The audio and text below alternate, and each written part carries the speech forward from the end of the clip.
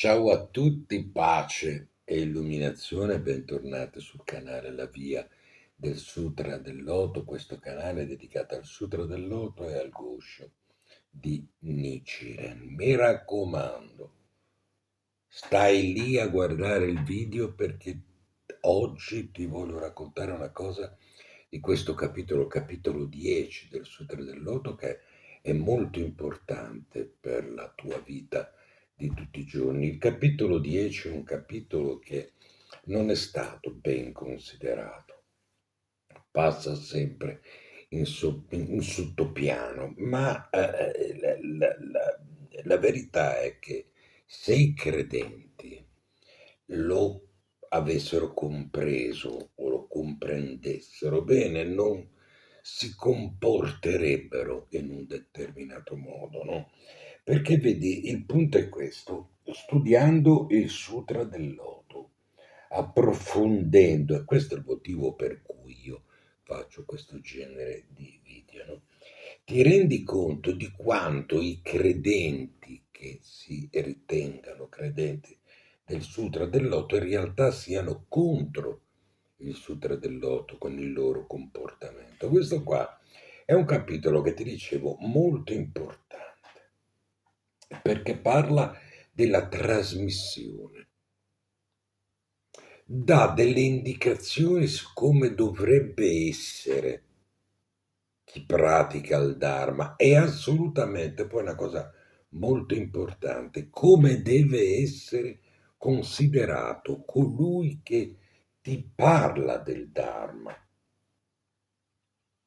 Ora, io sono qua che ti sto parlando del Sutra del Loto. Ecco, il Sutra del Loto nel 10° capitolo parla delle persone come me e dice come vanno considerate. Quindi dice, fai attenzione. Se tu incontri una persona che parla del Sutra del Loto, anche se tu non capisci, anche se tu non apprezzi, anche se tu sei convinto di conoscere e non conosci, fai attenzione e rispettalo perché quello è l'inviato dal Buddha, non lo sei tu, è lui l'inviato del Buddha. Quindi il tuo comportamento è molto importante perché?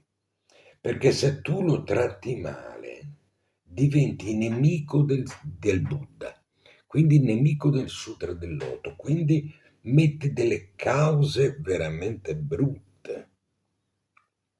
Questo è molto importante, vedi, conoscere il Sutra del Loto è importante anche per questo, no? Il conoscere il Sutra del Loto ti porta a cambiare proprio il tuo atteggiamento nella pratica.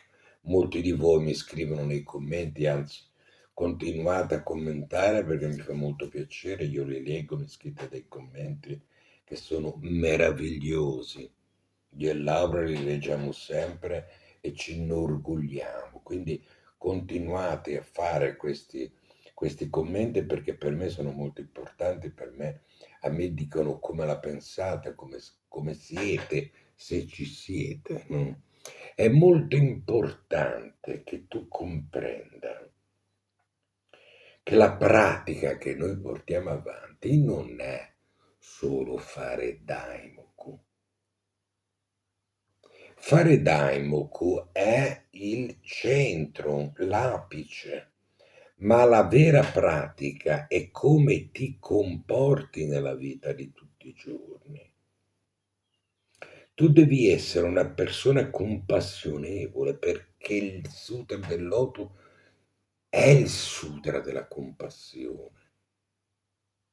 Devi essere una persona buona, devi essere una persona che sia un piacere vedere per le persone, perché altrimenti sei fuori dal sutra. Questo si intende quando anche Nichiren dice incarnare il sutra del loto. Significa comportarsi come il sutra del loto dice e definisce. Perché? Perché se non fai così tu sei fuori dal sutra, se sei fuori dal sutra sei contro il sutra e se sei contro il sutra noi sappiamo che non è una cosa non è una cosa bella, no? Tutti siete qua per avere questo, per avere quell'altro, la maggior parte di voi, quindi mettere delle cattive cause non è certo quello che vi fa stare bene. Quindi, attenzione, perché molti di voi dicono io sono un praticante buddista. Cosa vuol dire essere un praticante buddista? Fare daimoku? Anche un pappagallo può fare daimoku. Ma secondo te un pappagallo fa daimoku? Non credo. Essere un praticante buddista, fare daimoku, significa usare il daimoku per avere la forza di comportarti in maniera onesta. Significa attingere al daimoku per avere la forza per essere una persona degna. Ecco la fortuna di aver incontrato il daimoku, perché il daimoku è l'energia primordiale, potremmo dire, no? Che se tu la pratichi, ci stai a contatto, questa ti entra dentro. Entrandoti dentro, no? Risveglia l'illuminazione in te. Che cos'è l'illuminazione in te? Come avviene questo risveglio, no? Mettendoti in condizione di essere quel tipo di persona, no? Fare la pratica buddista non significa mettersi lì davanti all'altare, davanti al gonzo e fare Nam-myoho Renge-kyo, non è quella la pratica. Molti di voi non hanno ancora capito, anche se sono 20 anni che praticano, che la pratica non è quella. Perché se tu ti fai daimoku e poi nella vita di tutti i giorni sei un cinghialotto, tu sei contro il sutra, quindi è meglio che tu non faccia niente. Perché? Perché se sei contro il sutra avrai retribuzioni karmiche molto dure. Quindi è meglio che smetti di praticare, capisci? Praticare significa, come dice il 10° capitolo, rispettare, essere persone rispettose. Quando senti che qualcuno parla del sutra, anche se è di un'altra scuola, tu devi rispettarlo perché sta parlando del sutra. Il 10° capitolo ti dà questo. Ti dice quella persona è inviato dal Tathagata, è inviato direttamente dal Buddha. Non ti dice se è della tua scuola, se è di questa scuola, se è di quell'altra scuola e parla allora sì. No, ti dice se quella persona parla del Sutra del Loto, rispettalo, aiutalo. Quando ti dico manda il link al video, condividi il video, cose del genere, aiutami, no? Perché te lo dico? Perché io sono nel sutra, no? E allora tutto quello che faccio lo faccio per te, lo faccio per aiutarti, di conseguenza sono nel 10° capitolo, perché il 10° capitolo parla di aiutare gli altri a comprendere, aiutare gli altri a vivere il sutra del loto, no? Alle volte nei capitoli del Sutra del Loto si raccontano alcune cose così del genere, ma il vero significato non è nelle parole che leggi, va oltre.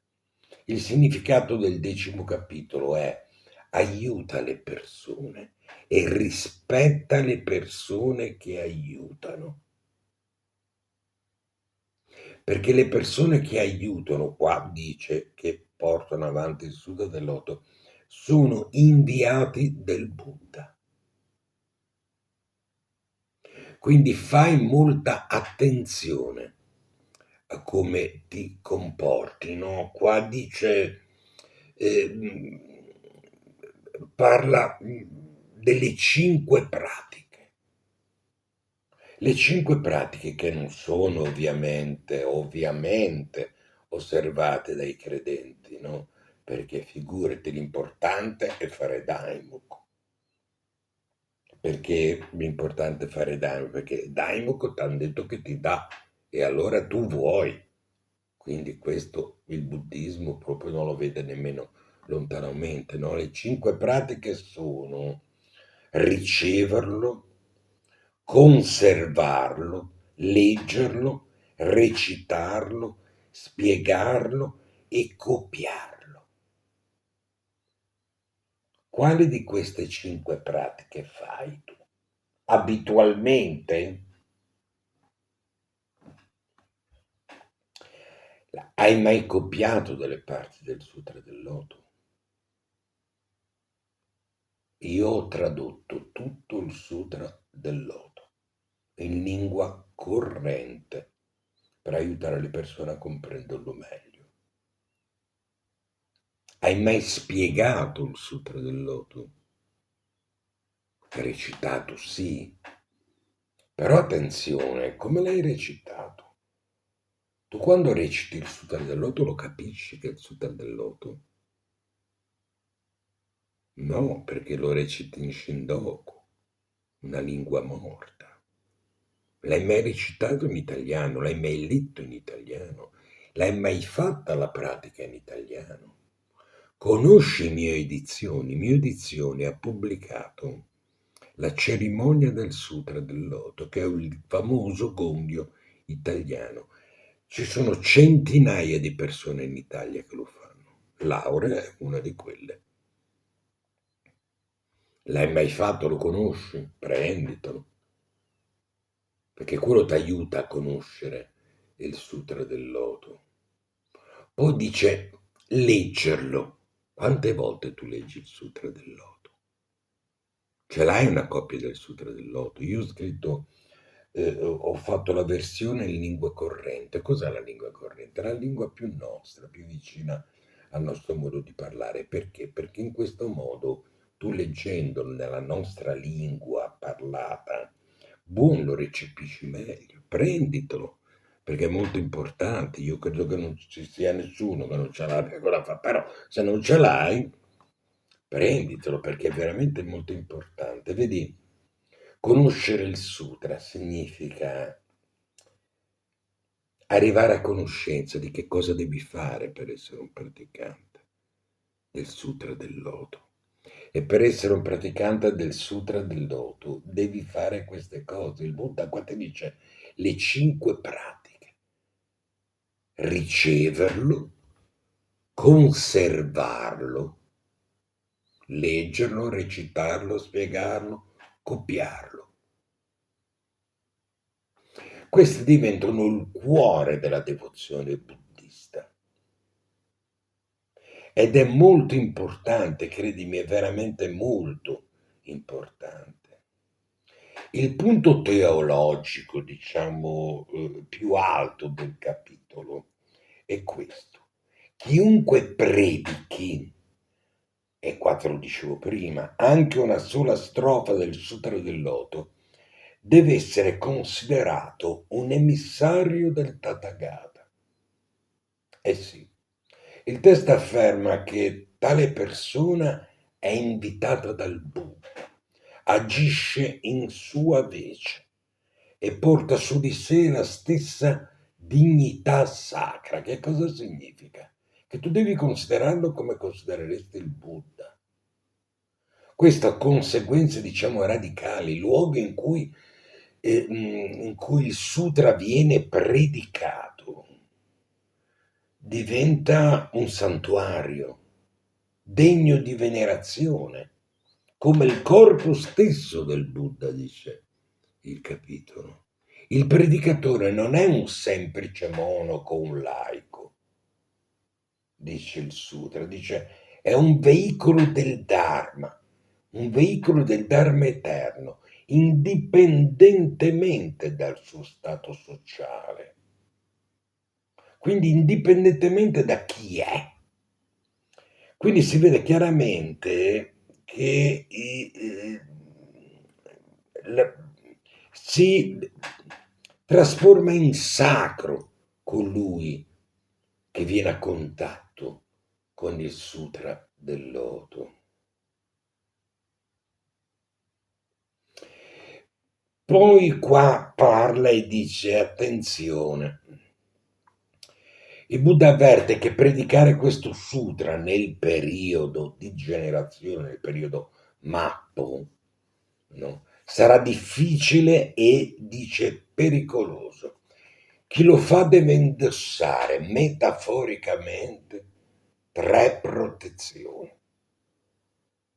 Dice la veste della morbidezza e della pazienza, quindi significa sopportare gli insulti, le violenze, senza rispondere, senza rabbia. Il cuscino del Tathagata, no? Che significa sostenersi sulla forza del Buddha, non sull'ego personale.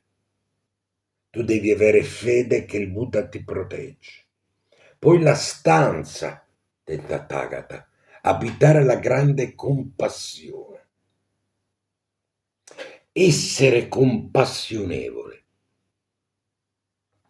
Così diventi un praticante del Sutra del Loto.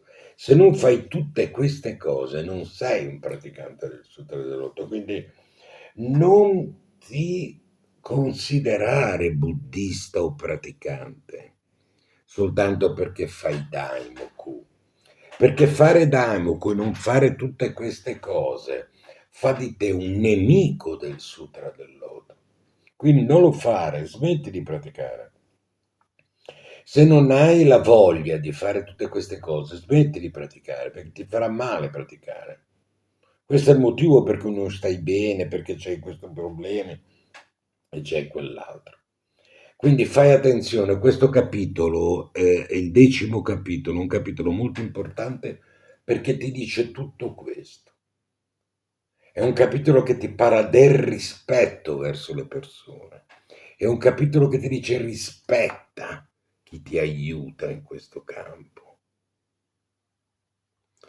Qua ti dice è l'inviato del Buddha, poi ti dice come devi comportarti te, no? La veste del Buddha, il cuscino del Buddha, la stanza del Buddha, no?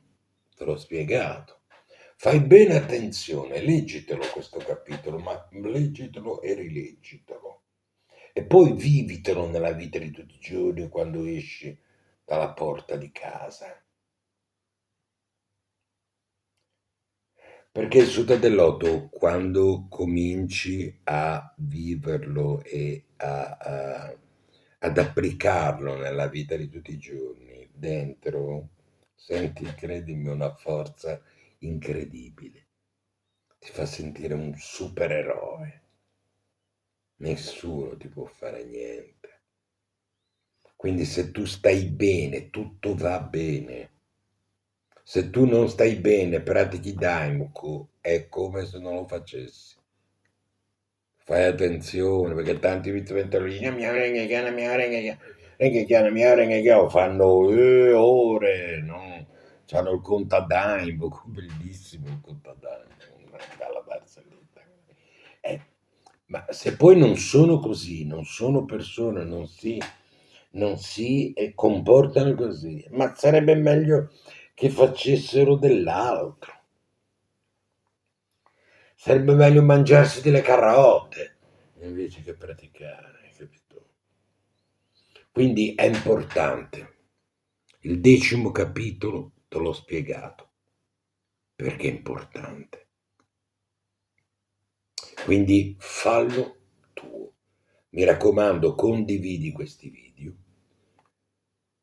commenta e parlane e soprattutto falli tuoi questi video. Ciao a tutti, pace e illuminazione.